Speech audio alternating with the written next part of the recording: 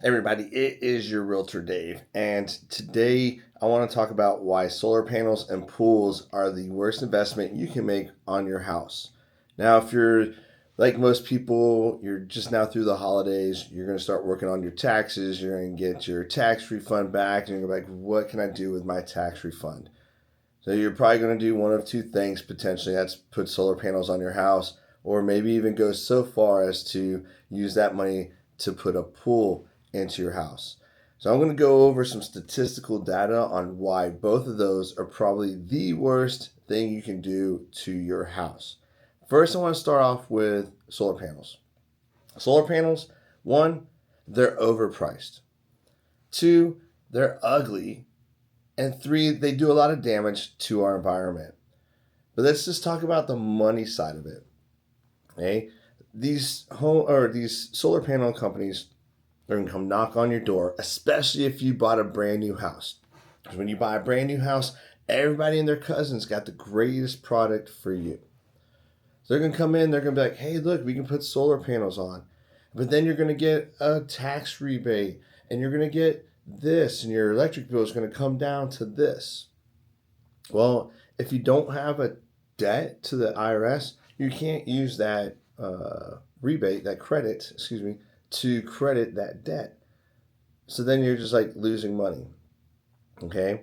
Um, you're basically swapping an electric bill for a solar panel bill. Okay. Another reason you may not want to do that is if your roof is not new, you don't want to put solar panels on. Why? Because when it comes time for your roof to be replaced, you're going to have to pay to have the panels taken off. You're going to have to pay to put the panels back on. And a lot of times, and you have to talk to your insurance company, but a lot of times the insurance companies won't pay for that expense. Okay? Um, they depreciate just like everything else. They don't add value to your house. Okay? They don't every year, like if you pay $50,000 for solar panels, next year they're not worth 52,000 and then 54,000 and so on and so forth. They lose value. In fact, a lot of appraisers don't even give much value for them. You could spend $50,000 on those solar panels and they may add $10,000 value to your house. Every appraiser is different, but the ones that I've talked to, they don't like to add value at all to the houses if they are being financed. Meaning, if you don't own them, like you're leasing them, they won't even give any credit for the value of those solar panels on your house. And if you own them, whether outright or with monthly payments, they're not going to add that much value to your house. When you sell your house, you're going to have to pay them off. And I'm going to go into that here in just a minute. Okay? They're not fully functional due to dirt. Unless you're on your roof every day cleaning them, dirt's going to accumulate on them and it's going to lose its effectiveness. It's not going to be able to charge or collect that solar energy at its maximum potential. Okay, think about like your car windshield. If you don't use your car for like a week and it's outside, right, there's always like that level of dirt that's on your windshield. That's what's happening on your roof, but at a higher level. Okay? And in 20 years, they're going to need to be replaced because they're not going to be functioning at any kind of level of capacity, really.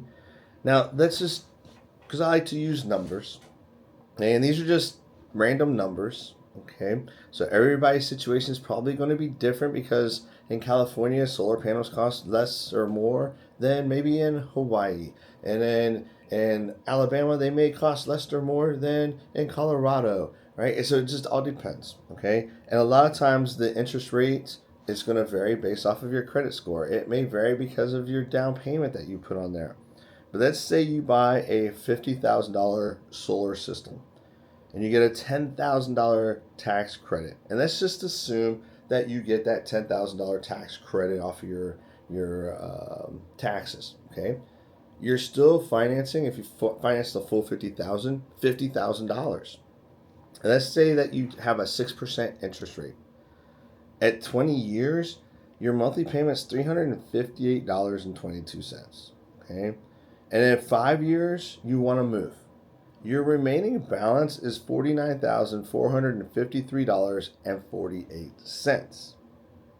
Okay, so that $49,000, that's going to have to come out of your pocket or the equity in your house. So let's say you sell your house for 500,000, and you owe 450 on it, and then you got all your sales costs and stuff like that, the closing cost assistance you give to the buyer. If you're paying the title policy, if you're doing a home warranty, real estate agent commissions, all that's got to come out of that value too. And then you still owe $49,000 on your solar panels. You're going to have to write a check to get out of that house. Now I know what you're saying. Well, I'll just make the buyers pay for it. In this market, not happening. When COVID was like nuts and everybody was in multiple offer situations, I saw one or two people that were able to convince the buyers to take over the payments on the solar panels.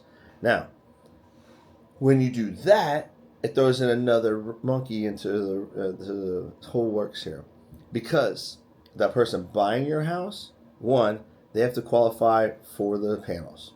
Two, that payment for the panels cannot mess up the debt to income ratio for the buyer, because if it throws them off the chart, then they're not even going to be able to qualify for your house. And right now, I'm seeing a lot of buyers that are running a thin margin to be able to get into houses because of the interest rates. And here in Texas, because of the property taxes are insane too. So those are some of the key reasons why I think solar panels are horrible decisions. Now, there are key reasons to why you would want solar. I have some property that's off the grid. And when I go to build a house on it, I'm going to be using a wind turbine and solar to complement each other. So there are practical applications for solar. I'm not saying that they're completely bad, but when it comes to single family residential homes, especially in a established community, there's no need for them. And they're going to be like, oh, well, you're buying electric rates at today's rates and blah, blah, blah, blah, blah, and it guarantees you through 20 years or whatever. They're just throwing random numbers. They're playing a numbers game. Is it true? Yes, if you buy solar panels, you're paying it at today's rate, not that rate. But unless you plan on living in that house for 20 years, those numbers are fake. They're not real, because like I showed you, you're gonna have to pay, like, if you're in your house for 5 years, you've only paid off like 49, $1,000 or $1,000. Oh wait, $1,000 off of that loan, 2,000 off of that loan, 3,000 off of that loan. You still owe $40,000 plus. Factor that into the 5 years you lived there. It now costs you $8,000 a year more to live in that house with solar panels than it would have to cost you with your electric bill, right? Now, I know the numbers aren't specific, but you're kind of getting the gist, I hope, right? Now, let's talk about pools. Pools are cool.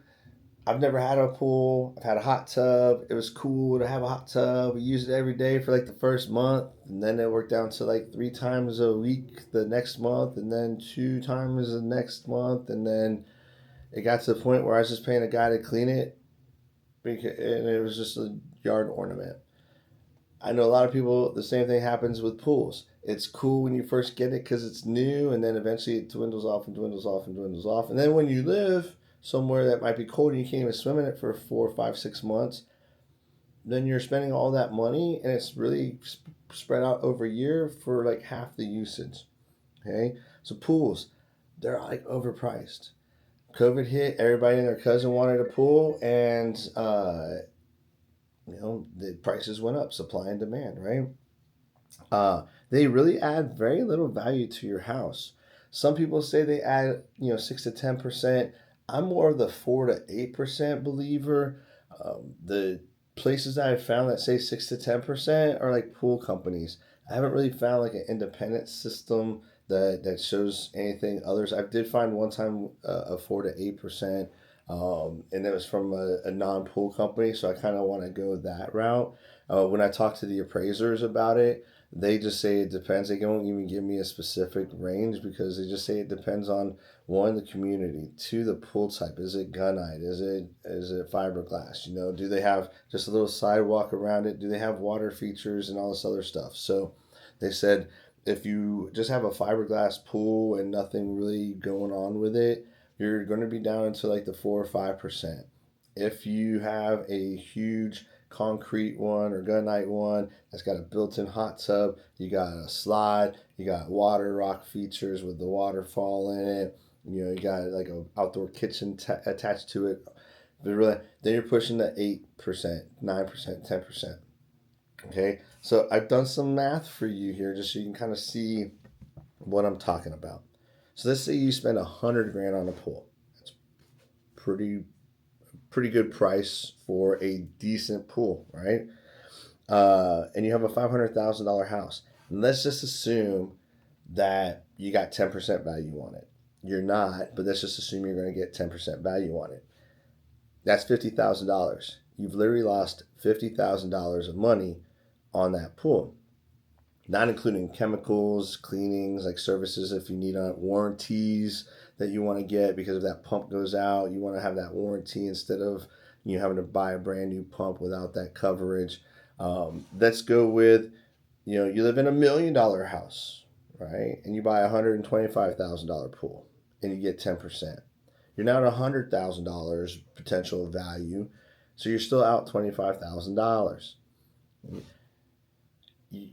You're going to be spending more than $100,000 or $125,000 to hit that 8, 9, 10% range. Okay, I'm just using this for simple math, but let's get into maybe you're getting a smaller pool with not a lot of features into it, and you're spending $80,000 for low gunite. Maybe you get a little rock feature, small little rock feature or something like that.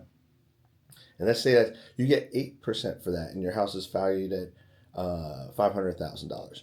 That's $40,000. You're still 40 grand in the hole for the pool. Then you're like, Dave, what about if I go cheap and I get a fiberglass pool? I just get like a little rectangular fiberglass pool, nothing fancy. So I can go kind of cheap and I get it for $60,000 and my house is worth $400,000. Okay, let's just hypothetically say you get 5% for that. Okay, you're now getting about $20,000 return on investment for a $60,000 pool. So you're out 40 grand. Okay, and let's just hypothetically say your fiberglass pool, you find that one appraiser that smokes some meth in the morning and he's just giving everybody like whatever max value. Okay, your house is $400,000. You drop 60 grand on a pool, they give you 10%. You're $40,000 up. That means $20,000 down. Okay, so no matter how you work the numbers, no matter how you work the percentages, no matter how much you look at the pools, you're not going to get it. They're money pit. You might as well buy a Porsche, cruise around town, use it every day, make it your daily driver, and then be able to sell it for about the same amount of percentage. But then you've used it every day and you've looked cool, your hair blowing in the wind or whatever. So as you can see, the two worst investments that you can make on your home is solar panels and pools. Are they cool to have? Yes. Are they necessary to have? No. So can you do better things with your money? Yes. Can you do worse things with your money? Yeah, I mean, you can go blow it on crack and gamble in Vegas and come back with nothing. But if you're thinking about doing things to your house, there's better things that you can do with your money and your house to maximize your return on investment. If you have any questions about why I feel pools and solar panels kind of suck for homes, feel free to hit me up in the messages. I'll be more than happy to kind of point you to where I find the data, my experiences. I've sold homes with panels. I've helped buy homes with panels. I've sold homes with pools. I've bought homes with pools. So I've been there with appraisers and had the discussions with them about them, both on buying and selling side for both of them. But no matter what you want to do with your house, it is your house. And if you want to have fun, have fun. But I just want to make sure that you understand the end game, because at the end of the day, that pool, you're going to have to pay it off when you sell the house. Those solar panels, you're going to have to pay them off when you sell that house if you have any balances due on them, and they're not going to add the value to your house that these pool companies of solar panels are really trying to tell you that they are.